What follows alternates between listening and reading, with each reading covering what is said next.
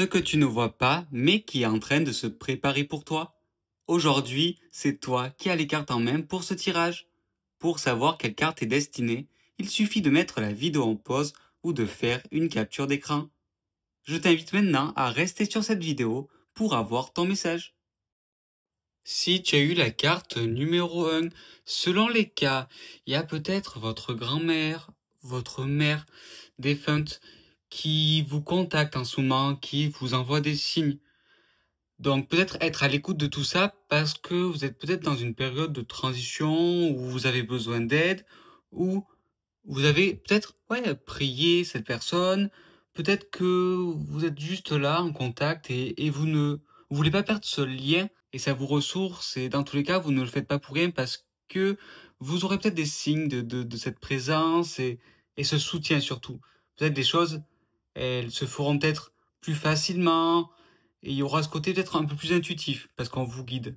Ça peut être aussi un guide, ça dépend vraiment des cas, ou alors ça peut être votre maman qui est présente actuellement, ou, ou quelqu'un de féminin dans votre entourage. Peut-être votre tante, je ne sais pas, mais dans tous les cas, il y a une période où on va vous aider. Ça dépend vraiment de ce que vous souhaitez en fait. Si vous étiez peut-être en, en demande d'aide, soit de quelqu'un qui n'est plus là ou quelqu'un qui est là, vous aurez ce retour. Vous aurez ce retour. Peut-être qu'on va vous souhaiter, je sais pas, un anniversaire, ou on va vous contacter pour une fête ou une occasion particulière. Donc selon les cas, à toi de voir ce qui te parle. Dans tous les cas, tu es bien entouré. Si tu as eu la carte numéro 2, là je vois que tu étais dans le doute.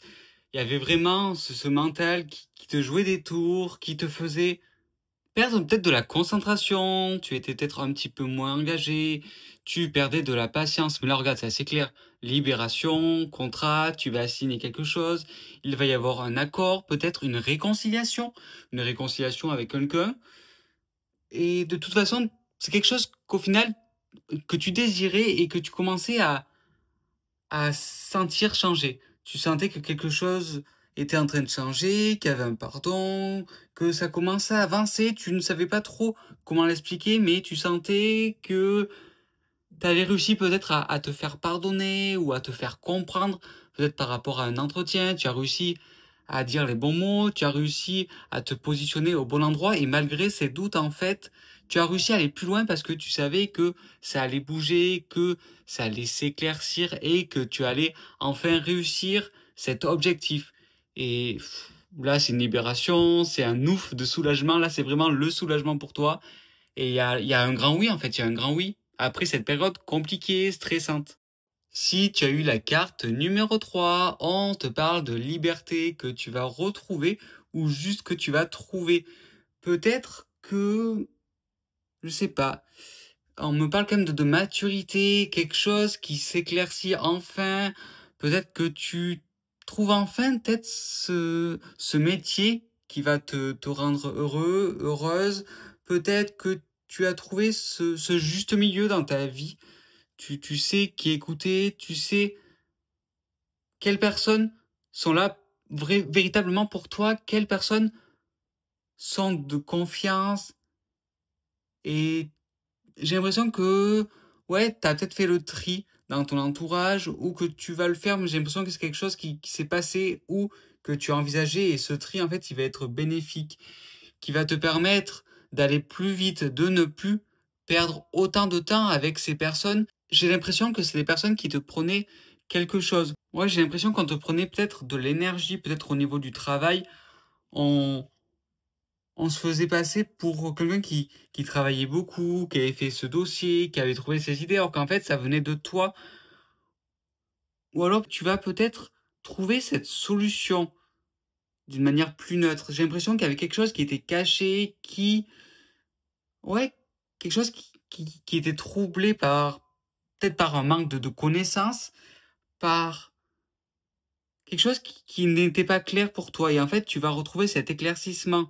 Ça peut être au niveau des études, quelque chose que tu ne comprenais pas, un dossier en fait qui va avancer maintenant parce que tu sais où ça bloquait, et tu vas enfin t'y mettre aussi. Peut-être que tu vas trouver ce courage d'affronter ces choses où tu te dis juste qu'en fait, c'est le bon moment et tu vas réussir cet objectif et tu vas réussir à monter cette marche. Il y a un progrès qui se fait. Et là, tu vas retrouver confiance parce que tu vas trouver ce qui bloquait. Si tu as eu la carte numéro 4, on te dit peut-être de faire attention, de ne pas te tromper de combat. Qu'est-ce qui t'importe vraiment? Qu'est-ce qui va vraiment t'apporter peut-être cette richesse?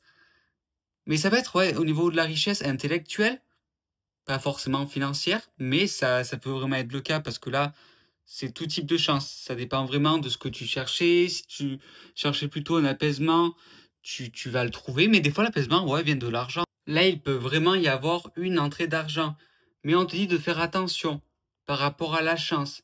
Il y a chance parce que tu as l'impression que c'est simple, que tu n'as pas besoin de faire beaucoup d'efforts pour avoir cet argent.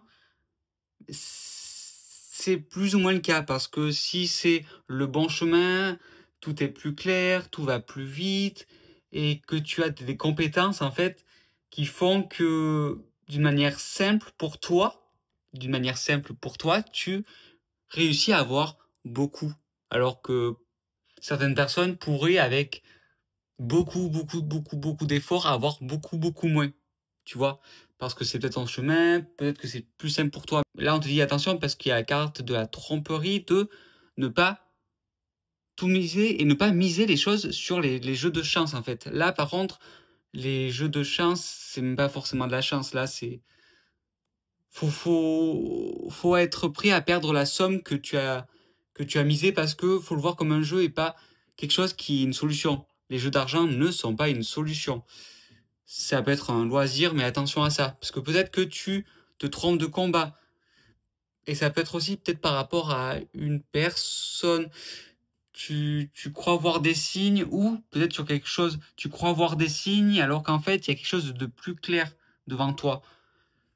Et d'une manière plus générale, on te dit d'écouter ton intuition, pas ton mental, et d'écouter ton intuition. Qu'est-ce qui peut vraiment fonctionner? Qu'est-ce qui est peut-être plus sûr? Là, on te dit qu'est-ce qui est plus sûr et ce truc plus sûr va t'apporter beaucoup. Donc, fais quelque chose qui est presque sûr de réussir ou qui va vraiment te permettre à coup sûr d'avancer et te dire au pire, j'ai essayé et dans tous les cas, ça m'aura apporté quelque chose. Là, on te dit quand même, vraiment, le seul truc qu'il faut pas faire, c'est attention aux excès, comme avec les jeux d'argent, tout ce qui est addiction, attention à ça. Et si il y a quelque chose qui est compliqué pour toi, fais-toi aider par quelqu'un. Mais pour la plupart des personnes, je pense pas que ça va aussi loin, mais ça peut être pour certaines personnes parce que là, je sens quand même une tension par rapport à un petit excès ou attention peut-être à ce que tu pourrais penser comme une véritable solution alors qu'en fait, c'est juste parce que tu n'y crois pas assez que tu te projettes sur quelque chose qui est peu fiable.